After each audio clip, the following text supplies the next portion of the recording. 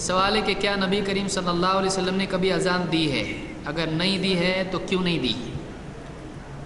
اللہ کے نبی صلی اللہ علیہ وسلم سے میرے علم میں کوئی ایسی روایت نہیں ہے جس میں اذان دینا ثابت ہو، کیونکہ آپ جانتے ہیں جیسے میں نے روایت بھی ذکر کی تھی کہ آپ صلی اللہ علیہ وسلم نے بلال رضی اللہ تعالیٰ سے کہا تھا کہ وہ اذان دیں۔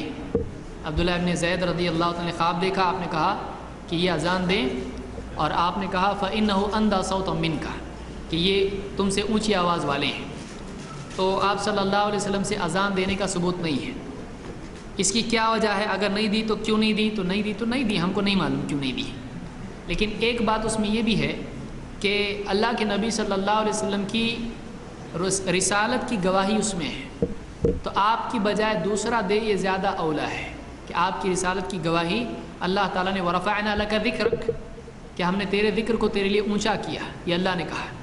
تو اللہ کے نبی صلی اللہ علیہ وسلم کی رسالت کی گواہی اللہ تعالیٰ نے سارے عالم میں دوسروں کے ذریعے سے دی ہے کہ آپ اللہ کے رسول ہیں۔